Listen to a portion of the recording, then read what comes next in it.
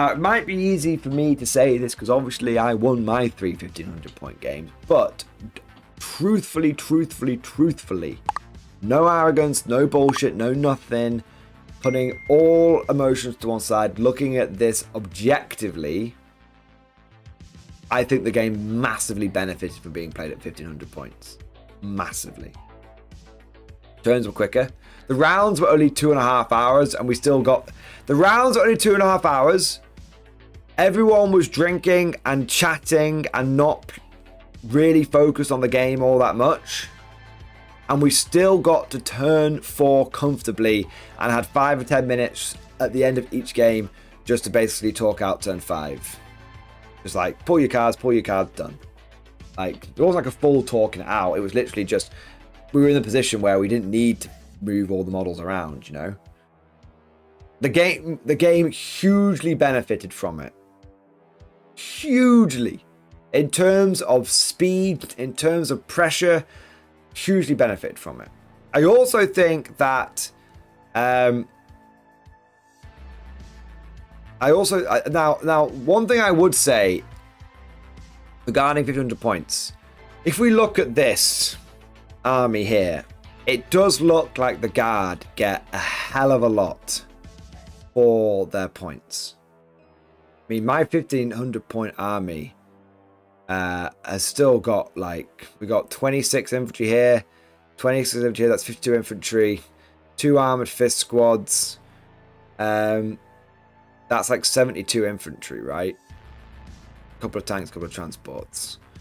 So it is true that guard armies do seem to do a little bit better, 1500 points or lower point levels, okay? But I think it would be a great disservice to the 1500 point level to just be like, well, this is why we can't play 1500 points, because certain armies do better at certain points levels and certain armies do worse at certain point levels because they can't get everything that they want. I think what was actually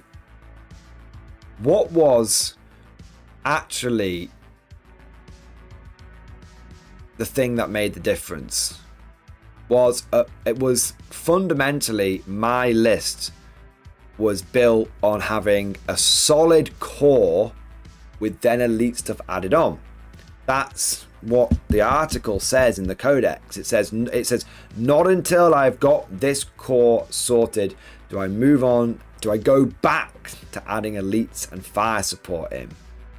And I think if you look at the other armies, not Simon's actually, and I want to come back to Simon's, but if we look at the other armies like the Astral Claws, all of their points bar 2 intercessor units were put into like flashy elite shit.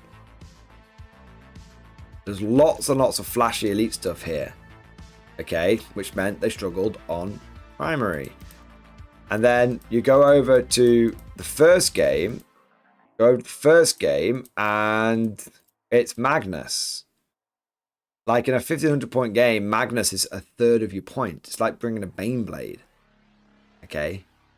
So I think I actually think 1500 points is totally fucking viable. Is totally viable. I think that the way you approach your list at 1500 points is different to the way you approach list at 2000. I think at 1500 points, it's boys over toys. And the list that actually did the best against me, where the point difference was the absolute least, and where both sides scored really well, and where it came down to basically one failed charge. That one failed charge cost Simon the game. That was it. But if he made it, he probably would have won the game. Was Simon's list. And Simon's list was not full of elite shit. Yes, he did only have 2 units of intercessors.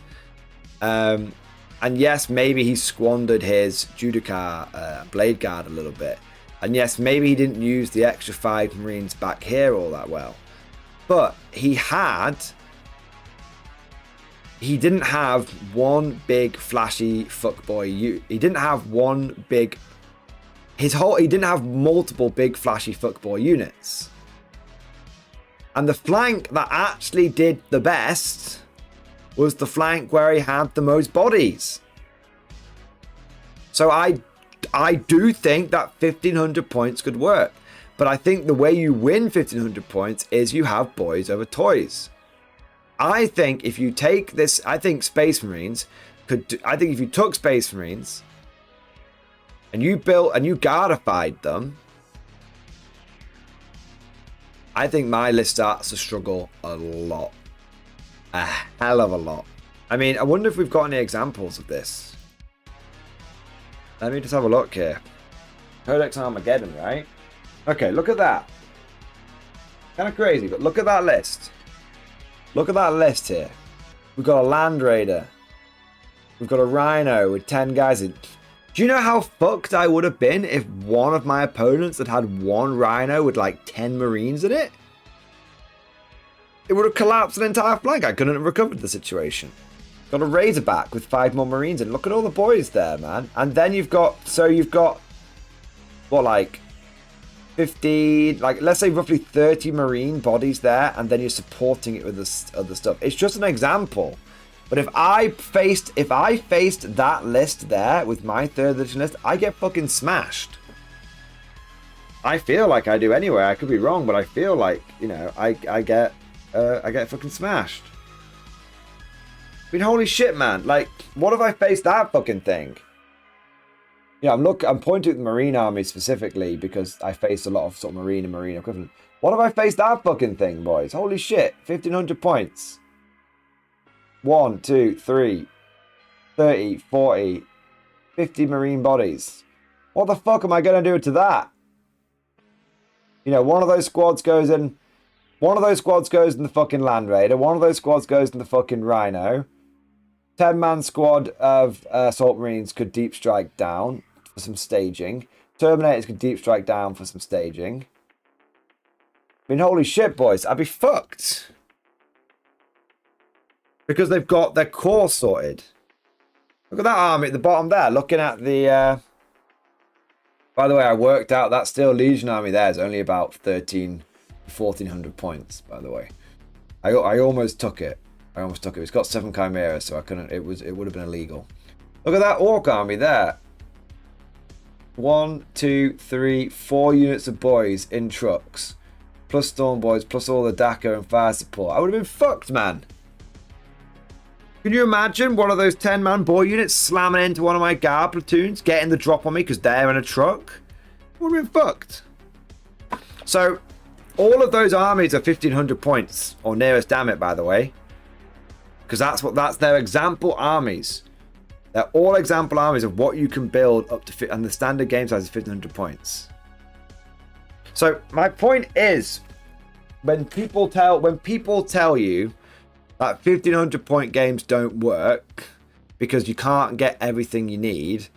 Firstly, I don't think that's a bad thing because I think I didn't have everything I needed in my list. Look at my list, guys. Where's my indirect fire? Where's my indirect fire? I don't have everything I need. So, you know, guard can get everything they want at 1,500 points. No, not at all. I don't have any basilisks here. I've got 1 unit of shitty fucking mortars that killed 1 Zangor over the game. I think that 1,500 point games are totally viable. I think you can. I think 1,500 points makes you have to make hard decisions, and I think 1,500 point games can be just as balanced as 2,000 point games. I think you just have a different philosophy when it comes to list building. That's like my opinion, man. That's like my opinion. Mad Larkin, Mordian, best possible way to round out 2k for your list and make it competitive for 10th. So you need to basically, with 500 points, I'd say probably 2 more tanks, 2 more tanks, 2 more sources of indirect fire. So you probably drop, you take the better weapon options, right? So you probably go for you probably go for like Deathcore Krieg with Deathcore Marshals, or if you stick with the infantry squads. If you didn't completely rewrite the list, you take the infantry squads, you give them las cannons and plasma, and you get rid of the las cannon heavy weapon squad. It's good, but you get rid of the las cannon heavy weapon squad. You get rid of the lone random command squad. You get rid of the lone random mortars, and you get yourself 2 more tanks and 2 basilisks. 2 basilisks certainly have objective, 3 tank commanders. And then, yeah, you keep the ratlings in there, they were fine. You keep the ogres in there, they were fine. You keep the amount of infantry you've got in there, they were fine. And that just gives you some proper firepower, some proper indirect. But yeah, long story short, I think the game would benefit at 1500 points. I'm basing that off one very soft event, so clearly, you know, I could be wrong. But from what I saw, I don't think it should be as taboo as it is.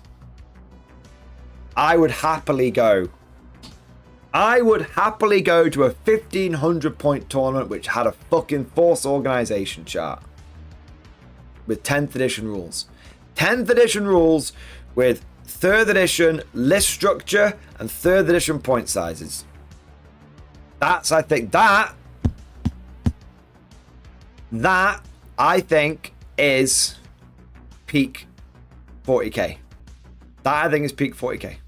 Take the old and the new, combine it, have the best of both aspects. It's a controversial statement, I know, but I think it works.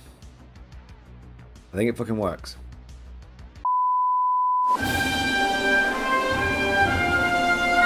Would you like to know more? If so, then please consider becoming a channel member or patron.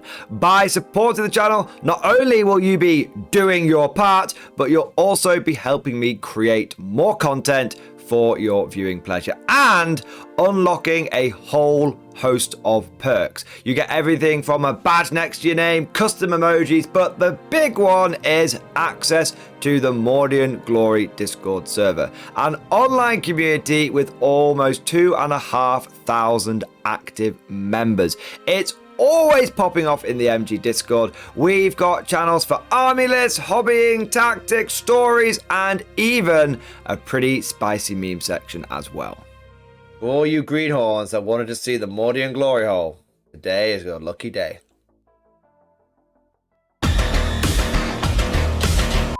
And joking aside, I do want to say a massive thank you to all of the current channel members and patrons. You guys are amazing. Truly the lifeblood of the channel. I could not do Mordian Glory full time without the incredible and generous support of my members. So thank you guys so much. And last but certainly not least, I want to say a personal thank you to all of my top tier Patreons. These are the War Masters, the people who have truly gone above and beyond the call of duty.